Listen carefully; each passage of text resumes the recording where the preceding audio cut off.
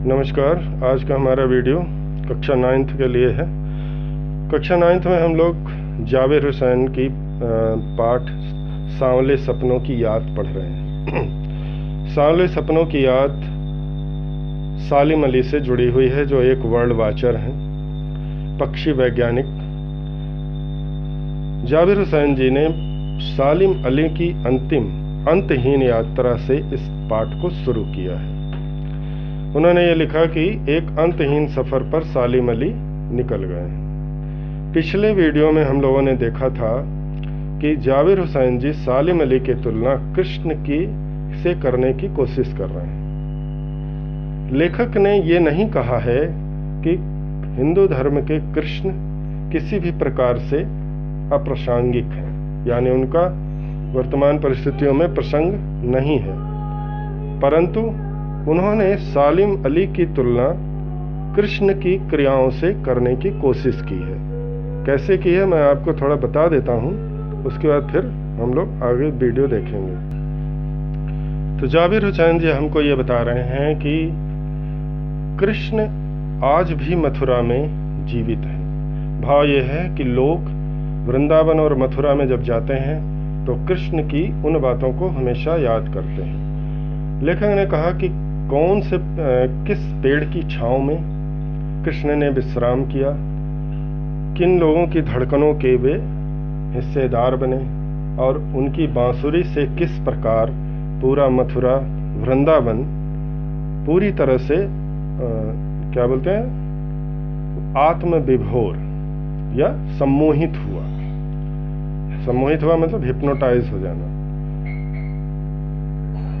लेखक ये कहते हैं कि कृष्ण की बांसुरी सुनने के बाद सभी हिप्नोटाइज हो जाते थे, चाहे वो जड़ हो चाहे चेतन। लेखक कह रहे पूरी घटनाक्रम कैसा था ये किसी ने देखा नहीं था, हमने सिर्फ उसे सुना है, पढ़ा है और लोगों से कहानी के रूप में जाना है। परंतु ये असत्य है, मैं ये नहीं कह रहा हूँ, क्योंकि वृंदावन में जाने के बाद भोर में यानी सुबह ही लोगों का हुजूम जो यमुना के तट पर निकलता है प्रभात फेरियां गाते हुए, उनको देखकर ऐसा लगता है कि थोड़े ही समय में कृष्ण अभी यहाँ पर प्रकट होंगे और अपनी बांसुरी से सबको आत्मविभोर कर देंगे, यानी सम्मोहित कर देंगे। कृष्ण की बांसुरी की विशेषता ये थी कि जब वो बजती थी तो जड़ और चेतन सभी अपनी इंद्रियों को स्थगित पाते थे, यानी जैसे कहते हैं कोमा में चले जाना या पूरी तरह हिप्नोटाइज हो जाना। जो वो करेंगे वही वो बाकी सभी लोग करेंगे, ऐसा वो करते थे। लेखक कह रहा है कि इसमें सच्चाई है, कहाँ तक सच्चाई है पता नहीं, परंतु जो सैलानी यानी टूरिस्ट आते हैं उन टूरिस्टों को माली सूर्यास्त होने से पहले ही उस वाटिका से भगा देता है जहाँ पर कृष्ण रास लीला किया करते थे। लेखक कह रहे हैं कि ऐसा लगता है जैसे कुछ ही क्षणों में यहाँ पर कृष्ण टपकने वाले हैं, यानी उपस्थित होने वाले हैं, ऐसी हिदायत वो देता है। इसमें और क्या है ये मैंने आपको बताया है, मैं आपको आगे वीडियो में बताऊंगा। लेखक कह रहे हैं कि वो इन सारी बातों पर हम विश्वास करते हैं, उनको मानते हैं और वो सच हैं, ऐसी हमारी मान्यता है। तो ये बातें घटनाएं थीं, इतिहास है, हमारा साहित्य है, इसको हम सच मानते हैं। तो वो व्यक्ति यानी सालिम अली जो यहाँ उपस्थित थे, जिन्होंने अपने जीवन की सारी क्रियाएं हमारे सामने की, उस बात को हम कैसे ये कह सकते हैं कि ये असत्य है। इसलिए लेखक ने लिखा, मिथकों की दुनिया में इस सवाल का जवाब तलाशने से पहले एक नज़र कमजोर काया वाले उस व्यक्ति पर डाली जानी चाहिए जिसको हम लोग सालिम अली के नाम से जानते हैं। इस एक लाइन में लेखक ने सालिम अली के शारीरिक स्वरूप और उनकी विशेषताओं को बता दिया। अब हम लोग इस लाइन तक या इस लाइन से आगे और जितना भी होता है अगले पिछले वीडियो से आगे वाले पैराग्राफ को हम लोग देखेंगे। तो चलिए अब हम लोग देखते हैं कि जाबिर हुसैन जी सालिम अली के बारे में और क्या क्या बता रहे हैं। जाबिर हुसैन जी ने कृष्ण की लीलाओं की तुलना प्रत्यक्ष उपस्थित वर्तमान समय के सालिम अली से की है। उनका ये मानना है कि कृष्ण ने जो कार्य किया वो लोक हित में किया। तो सालिम अली जी ने भी जो कार्य किया वो प्रकृति और पक्षियों के हित में किया, तो वो कृष्ण के समान उनकी तुलना कर रहे हैं। तो चलिए देखते हैं कैसे करते हैं। हम लोगों का पाठ चल रहा है जाबिर हुसैन। जाबिर हुसैन, सांवले सपनों की यादें। अब हम लोग इसके आगे देखेंगे। हम लोगों ने देखा है, कहाँ तक देखा है?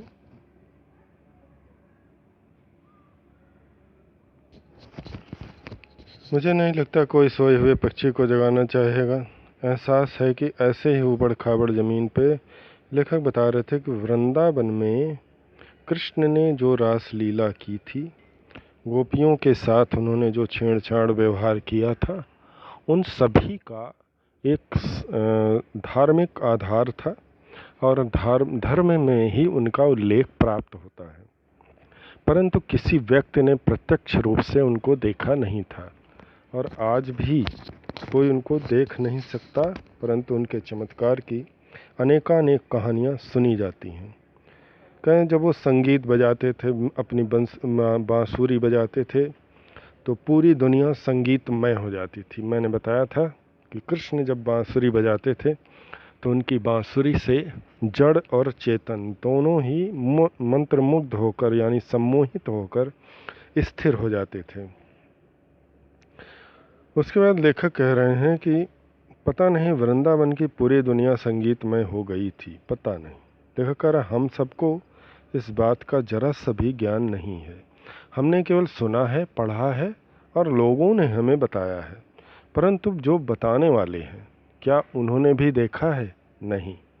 जिन्होंने लिखा है उस लिखे हुए को हमने पढ़ करके सीखा, सुना, जाना है, परंतु लिखने वाले ने क्या सच लिखा है, इस बात का भी कोई प्रमाण नहीं है।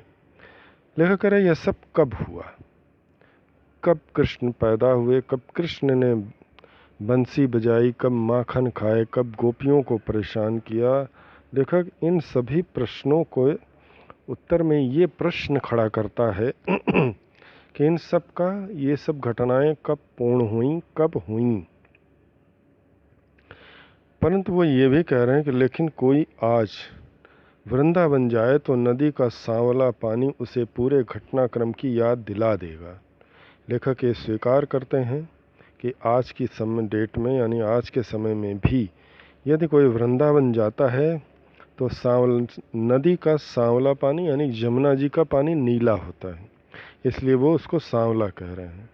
करें यमुना का नीला पानी उसे पूरे घटनाक्रम की याद दिला देगा, यानी जो घटना यहाँ पर हुई अर्थात कृष्ण ने जो लीलाएं इस यमुना तट पर की थीं, गोपियों के साथ, वन वृक्षों के साथ, अपने ग्वाल वालों के साथ, गायों के साथ, करें उन सभी घटनाओं की यहाँ पर यादें ताज़ा हो जाती हैं। हर सुबह सूरज निकलने से पहले जब पतली गलियों से उत्साह भरी भीड़ नदी की ओर बढ़ती है तो लगता है जैसे उस भीड़ को चीर कर अचानक कोई सामने आएगा और बंसी की आवाज़ पर सब किसी के कदम थाम देगा। लेखक कह रहे हैं कि आज भी जब यमुना के तट पर लोग जाते हैं तो उन्हें कृष्ण के समय की वो सारी घटनाएं प्रत्यक्ष रूप से दिखने लगती हैं, जिसे देखकर ऐसा लगता है कि ये घटनाएं अभी कुछ समय पहले ही पूर्ण हुई हैं, भले उनको पूर्ण हुए कई हजार वर्ष हो चुके हों, परंतु उन्हें लगता है कि ये घटना अभी अभी आजकल में पूरी हुई है। लेखक का कहना ये है कि जो यादें होती हैं वो इतनी ज़बरदस्त होती हैं, इतनी हमारे मन और मस्तिष्क पर इतना प्रभाव और असर डालती हैं कि उनसे मुक्ति पाना संभव नहीं होता।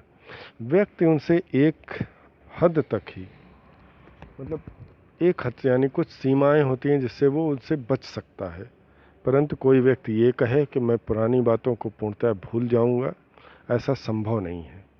लेखक भी कह रहे हैं कि कृष्ण ने जो घटना यहाँ पे की, जो घटनाएं घटित हुईं, उन सब को भले ही हम कहानी कहें, किसी की कल्पित कथाएं कहें, लेखकों की मनगढ़ंत बातें कहें, कुछ भी कहें, परंतु उनमें जो वास्तविकता है वो वास्तविकता उस यमुना नदी के तट पर आने के बाद स्वतः ही प्रकट होने लगती है। अर्थात उन्हें देखकर ऐसा लगता है कि हम जो सुने, पढ़े और देखे हैं वो अभी कुछ मिनटों में ही यहाँ पर होता हुआ नज़र आने वाला है। यानी कृष्ण अभी आएंगे और अपनी सभी लीलाओं को करेंगे, ऐसा लेखक कह रहे हैं। लेखक कह रहे हैं कि सुबह करें, हर सुबह सूरज निकलने से पहले जब पतली गलियों से उत्साह भरी भीड़ नदी की ओर बढ़ती है। मथुरा वृंदावन में क्या होता है कि सूर्योदय से पहले यानी भोर में ही कृष्ण की भजन कीर्तन और उनकी लीलाओं का गान करते हुए लोग सूरज निकलने से पहले पतली पतली गलियों, यमुना वृंदावन के पुरानी बस्ती की पतली पतली गलियों से निकल करके और मंदिरों में और यमुना के तट पर एकत्र होते हैं। उत्साह भरी, यानी उनके अंदर किसी भी प्रकार के उत्साह की कमी नहीं रहती, उनके अंदर एक जोश उमड़ता रहता है। उस जोश को वो अपने गीत संगीत के माध्यम से प्रकट करते हैं। तो लेखक कह रहे हैं कि ऐसा लगता है जैसे उस भीड़ को चीर कर अचानक कोई सामने आएगा। कहें इतना उत्साह, वास्तविकता और इतना ज़्यादा समर्पण का भाव उस रैली में रहता है, यानी उस भीड़ में रहता है जो रोज़ सुबह सुबह निकलती है, जिसे देख करके ऐसा लगता है कि इनकी पुकार सुन करके अभी कृष्ण इस भीड़ को चीरते हुए अभी हमारे सामने प्रकट हो जाएंगे और बंसी की आवाज़ पर सब किसी के कदम थम जाएंगे। लेखक कह रहे हैं कि और कृष्ण बंसी बजाने लगेंगे। उनकी बंसी की आवाज़ को सुनने के बाद सभी के कदम उसी प्रकार थम जाएंगे जैसे हमने और आपने पढ़ा और सुना है कि कृष्ण जब बंसी बजाते थे तो जड़ और चेतन सभी सम्मोहित हो जाते थे और सभी अपनी जगह पर स्थिर हो जाते थे। लेखक करें सब किसी के कदम थम जाएंगे। हर शाम सुबह ढलने से पहले जब वाटिका का माली सैलानियों को हिदायत देगा तो लगता है जैसे बस कुछ ही क्षणों में वह कहीं से आ टपकेगा। लेखक कह रहे हैं कि जहाँ पर कृष्ण की लीला होती थी, आपको यहाँ पर एक प्रसंग बताना आवश्यक है क्योंकि यहाँ पर इस बात का उल्लेख किया गया है। मथुरा में, वृंदावन में एक जगह ऐसी है, एक पार्क है। उस पार्क में शाम को 5 बजे के बाद किसी को भी प्रवेश नहीं दिया जाता और जो लोग अंदर होते हैं उन लोगों को जल्दी जल्दी बाहर निकाला जाता है, क्योंकि सूर्यास्त से पहले उन सभी को, यहाँ लिखा हुआ है, अचानक कोई सामने आया। यहाँ देखिए, यहाँ पर वाटिका का माली, सैलानी यानी टूरिस्ट, माली मानी गार्डनर को हिदायत यानी हिदायत देना यानी मैं सख्त आदेश देगा तो लगता है जैसे बस कुछ ही क्षणों में वह कहीं से आ टपकेगा। तो वो सैलानी माली क्या करता है कि सबसे पहले गवर्नमेंट का उस पर पूरा अधिकार है, तो 5 बजे के बाद गेट बंद कर दिया जाता है और किसी भी टूरिस्ट को, सैलानी यानी टूरिस्ट को, घूमने वाले को उस बाग के अंदर जाने की अनुमति नहीं होती। माली क्या करता है, उस बाग का माली जितने लोग अंदर रहते हैं उनको सूर्यास्त से पहले बाहर भगाने लगता है। उसकी वहाँ पर कहा जाता है कि रात में कृष्ण और राधा आते हैं और यहाँ पर अपनी लीलाएं करते हैं, ऐसा माना जाता है। और वहाँ पर कुछ लोग साक्ष्य भी देते हैं कि यहाँ पर ये था, जैसे कुछ लोगों ने निशान लगाए, कुछ चीज़ें बनाए कि आज हम इसको बनाकर जाते हैं, अगर ये सुबह बिगड़ा रहेगा तो हम ये मानेंगे कि यहाँ पर कोई न कोई आता है। तो लोगों ने ऐसा किया तो वो सभी चीज़ें बिगड़ी हुई नज़र आईं। तो लोगों ने अनुमान लगाया मतलब ये प्रचलित है कि यहाँ पर रात में कृष्ण और राधा आते हैं और अपनी लीलाओं को करते हैं। ये एक आश्चर्यजनक घटना है जो किसी ने देखी नहीं है। हाँ, अब हम आधुनिक समय में रहते हैं।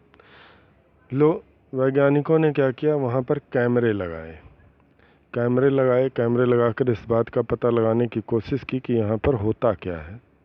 रात में इतना वहाँ से, हाँ एक बात और भी है, वहाँ से तरह तरह की आवाज़ें आती हैं। उन आवाज़ों का कोई भी तालमेल नहीं होता। यहाँ तक कि उस बाग के साइड में रहने वाले लोगों के जो घर हैं, रहने वाले हैं, उस साइड की खिड़कियाँ भी रात में नहीं खोलते। उनका कहना यह है कि हमें रात में डर लगता है और बड़ी अजीब अजीब तरह की आवाज़ें आती हैं। उन आवाज़ों को सुनकर हमें बहुत डर लगता है, इसलिए हम लोग कभी इस तरफ की खिड़कियाँ नहीं खोलते। लेखक ऐसा यहाँ पर ये बात बताना मुझे ज़रूरी था, क्योंकि वहाँ पर एक उस बाग के वो वन तुलसी का बाग है और उसमें ये मान्यता है, क्योंकि यहाँ पर तब माली जो होता है सभी को हटा देता है।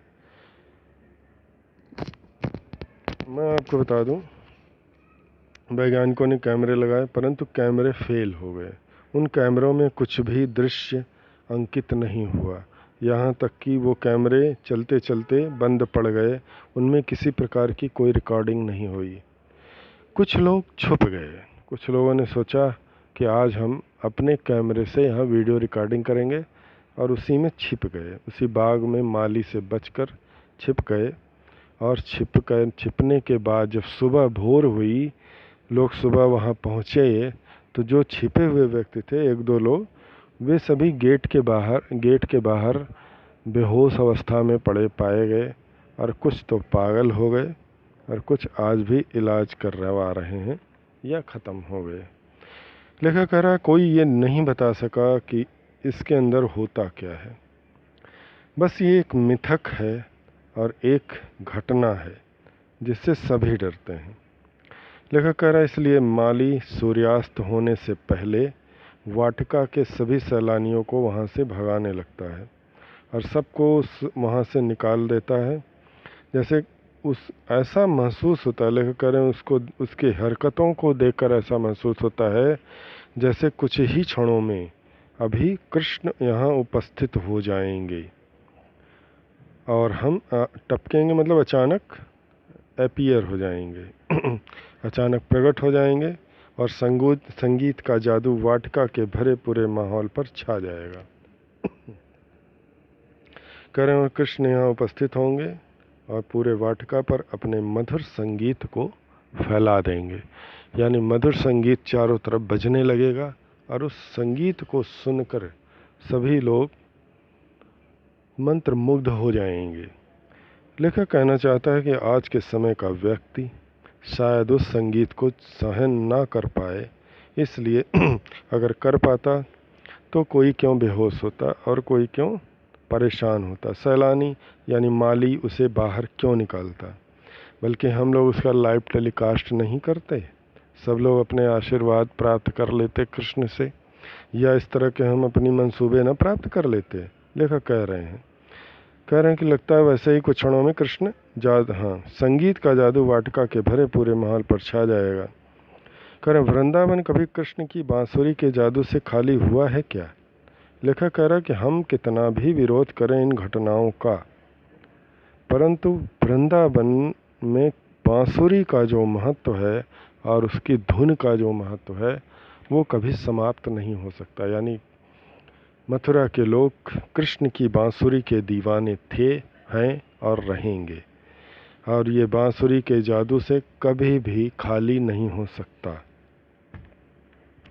लेखक कह रहे हैं मिथकों की दुनिया में इस सवाल का जवाब तलाश करने से पहले एक नज़र कमज़ोर काया वाले उस व्यक्ति पर डाली जाए। लेखक ने ये सारी घटनाएं जो आपको बताई हैं कृष्ण के संदर्भ में, वो इसलिए नहीं बताई हैं कि वो कोई स्टोरी बताना चाहता है। लेखक इन घटनाओं की तुलना सालिम अली से करना चाहता है।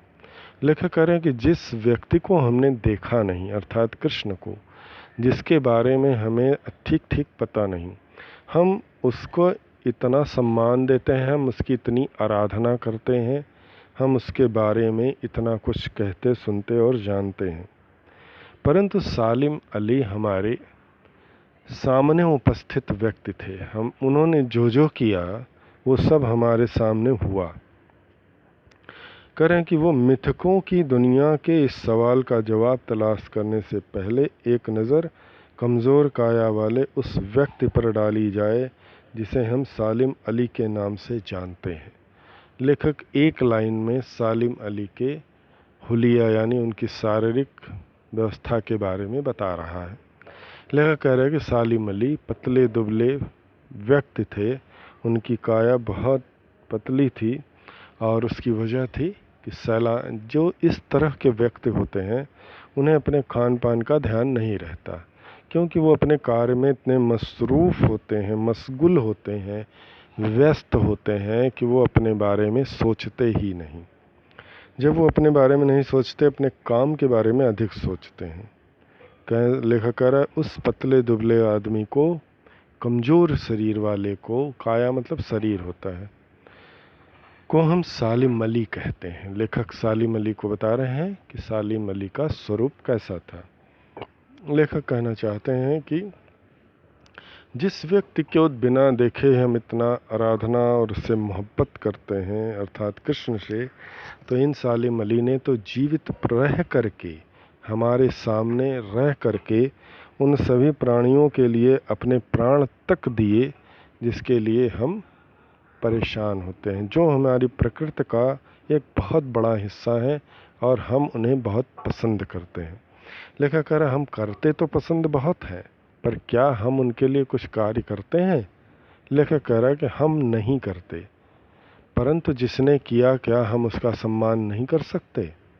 यही प्रश्न लेखक यहाँ पर कर रहे हैं और सालिम अली के विषय में बता रहे हैं। तो इसके आगे का हम लोग अगले वीडियो में देखेंगे।